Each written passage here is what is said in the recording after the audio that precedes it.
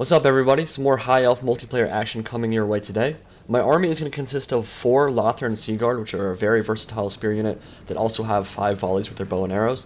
Behind that, some High Elf Archers, very good archer unit with extremely long range.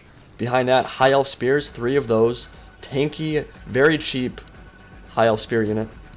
And over on my right flank behind that, I have the Swordmasters of Hoeth, 1 unit of those, very high charge bonus and extremely capable in melee combat. Some Phoenix Guard, which you guys might not have seen before. I don't think I've brought them as a High Elf army before. One of the best halberd units, if not the best halberd unit in the game. They probably share that with the Blackguard of Nagaron for the Dark Elves. Very good at killing cavalry and infantry alike, high armor piercing. And then, of course, the Dragon Princes of Caledor, one of the best cavalry units in the entire game. And right next to them, the Silver Helms, one of the fastest light cav units in the game, with a very high charge bonus. So I have 2 Silver Helms and 2 Dragon Princes of Caledor, rounding out my cavalry component. Going to be against Kislev today. They have some of the most devastating cavalry units in the game. The Winged Hussars are very fast. Griffon Legion are an even better version of those. Extremely capable off the charge and some of the fastest cavalry units in the entire game. So he's brought a lot of those. I believe he has 2 Winged Hussars, 2 Griffon Legion, and a Sons of Ursun, which are the bear riding cavalry, which you'll see in a little bit, devastating in melee. So he's going to be moving up here trying to outflank me, and I have the extremely long range Lothern Sea Guard and High Elf Archers opening fire. I want to target those Winged Hussars off the field first. They are light cavalry, they don't have a lot of armor, and they don't have a shield block chance. So they are going, or they don't have a very good shield block chance. I think they have a very small shield. So going to be doing a lot of damage to those as I skirmish them down, probably get 15 or 20 kills on one of those Winged Hussars. I just want to make sure that I eliminate as much cavalry as possible before he gets into melee, because that's going to help me win the cavalry fight, and whoever wins the cav fight is going to have a good shot of winning this battle and get those hammer and anvils off that can turn the tide of battle in your favor. So my opponent is making a big mistake here. He's moved up his cavalry into range of my archers, and honestly his Winged Hussars are getting shredded at the moment. Lost 30 or so men in only a couple of volleys. But behind that, Kreml Guard, some Streltsy, and the Kislev Halberdiers, and the Droyashki, which are elite swordsmen, but very lightly armored. No shield block chance, but they do have very good melee stats, so I do have to be worried about those. That's why I'm going to target them with some of my archers. So he doesn't have a lot of ranged units. He only has 1 Streltsy. That's a gunpowder unit. But other than that, he pretty much has a melee rush, and he's going to try to outflank me with his cavalry and send his Kreml Guard and Droyashki up the center into my High Elf Spears. I am going to get into shield wall here. That's going to let my High Elf Spears tank this engagement for a long time, even though Droyashki do have better melee stats. It'll be a decent fight, not going to be super easy for the Droyashki. And right here, up the center, Kreml Guard, 2-handed axe unit. Devastating charge is going to try to charge, but actually the archers are going to stop their charge with the arrow volleys. And that's going to be a big deal, because Kreml Guard really do rely on that charge bonus with their 2-handed axes. So he's going to kind of fail with the charge there, and that's going to hurt them in melee a lot, because they really do need that charge bonus to quickly get units off the field. So melee combat has begun in earnest in the center here. He is trying to outflank me with his cavalry. I'm going to countercharge with one of my Lothern Sea Guard into his halberdiers. Still shooting with my archers in the back, and now I'm going to decide to take my cav engagement. So I'm going to send my Silver Helms out to the flank, and then up the center, run in my Dragon Princes of Caledor, get a devastating charge off on the Winged Lancers, and then charge in from the flank with my Silver Helms. Going to be a decent cav fight, but actually I got a little scared here because Griffon Legion are going to charge in from the flank. They don't get their charge bonus off, though. You can see they kind of stop dead there. Medieval 2 charges are a little bit buggy sometimes, and Griffon Legion have one of the best charge bonuses in the game, and they're going to fail there. So my opponent was wondering why the Dragon Princes of Caledor don't get shredded in this melee combat, because I am surrounded, but he didn't get the charge bonus off, which is a really big deal.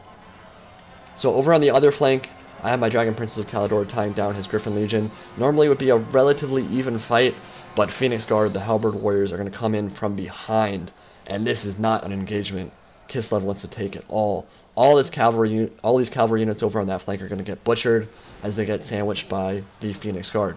Now this is a problem for me. Some Sons of Ursun, the general unit, is going to charge up the center and do a lot of damage to my Swordmasters of Hoeth. That's a problem, and then pull through and start getting into my archers. And I don't have a lot to stop him at the moment because my Phoenix Guard are in the back helping me win the cav fight. So Sons of Ursun are going to actually have free reign here in the center of my formation, which is going to be bad. and they are devastating in melee, so they're going to cut through archers like butter. That's not going to be a problem for them at all. So that got pretty scary right there, but I am winning the cavalry engagements out on both flanks, which is good. Got another hammer and anvil off with my silver helms, and I just cleared up the engagement on this side. Phoenix Guard really helped me win that engagement, and they've only lost 1 man so far. 124 out of 125 men left in the unit, so they are fully ready to engage again. Sons of Ursun up the center, devastating charge on my High Elf archers. Sons of Ursun are a problem. They are one of the best units in the entire game, hands down. Really high melee stats, one of the best charge bonuses in the game, and 2 hit points, so they're going to be the biggest threat for me for sure.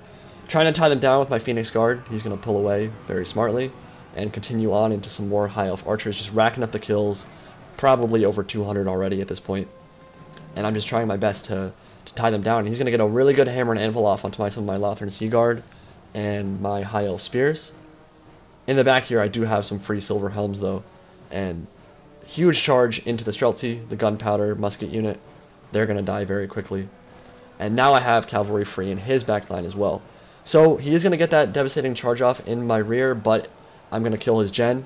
And now all my other units that were behind my lines are now going to be able to surround the Sons of Ursun and finally cut them to pieces. So they did make a huge impact, but after that hammer and anvil, they're kind of stuck in melee. They're not going to be able to get away at this point.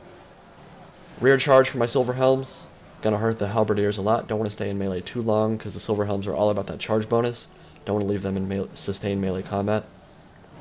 And getting my sword masters into a flanking position here on the Droyashki. So rear charge there. Droyashki are very highly tier units, actually, even though they don't really look it. They are light infantry, but they are high tier, very good melee stats, so, and good morale as well. Very good morale. So they're not going to rout, they're actually going to fight back and do quite a bit of damage, actually, to my sword masters as we fight here.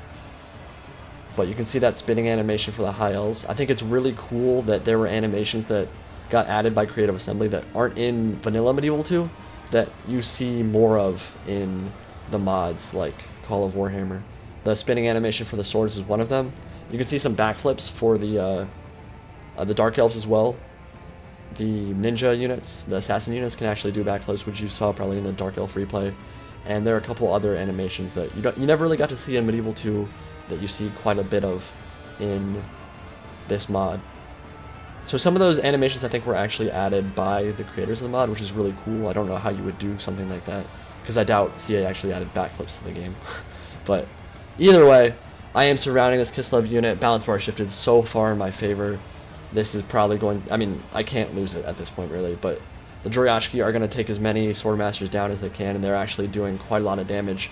I had 60 or 70 men left in the Swordmaster unit when I flanked them, and they're down to around 50 or so at this point, so those Droyashki are doing quite a bit of damage to me.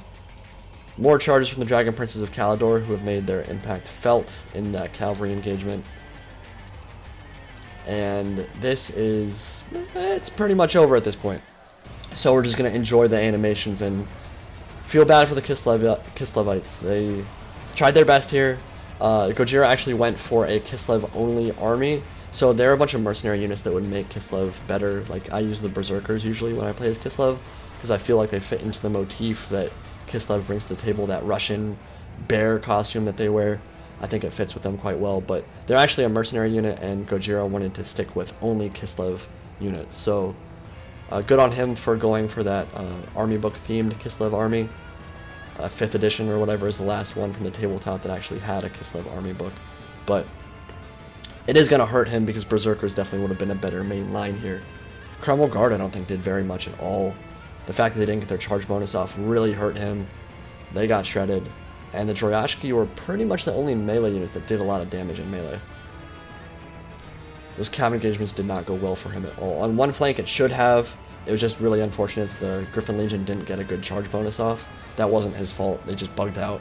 Charged in from the flank and didn't really drop their lances in time to get a huge charge bonus off. That would have killed my general unit, and that could have changed this battle for sure. But you can see my captain of the Dragon Princes of Caledor right there. And we're going to kill the last Droyashki unit, and we're going to take the field. So, I love the High Elves in this mod. They're so much fun to play as, and it's amazing because they're lacking so many of the units that make them so unique in the tabletop. They don't have any of those monster units like I talked about in the last High Elf replay. So I can't tell you how excited I am to play them in Warhammer. I'm really pumped. Looking at the stat screen, I lost 900 men. He lost almost 1,800. And my Dragon Princes of Caledor got, I believe, 185 kills or so. Yeah, 185 kills on one of them. They were the ones doing the hammer enabling in that first cav engagement on my left flank. The other one only got like 30 or 40 kills, but they were fighting a bunch of cavalry units, so that was pretty good. Phoenix Guard only got 50 kills, but that was all pretty much on cavalry units, so that was really good. Griffon Legion are expensive, and they cut through a lot of them very quickly. And my High Elf archers didn't have the best time, even though they got like 70, 80 kills apiece. Some of them 50 or 60, but they got charged by the Sons of Ursun, and those guys really hurt me. They put the hurt on in the middle there. Either way, hope you guys enjoyed the replay. Hope you guys are enjoying the Call of Warhammer content, and more of that will be coming soon. See you all later.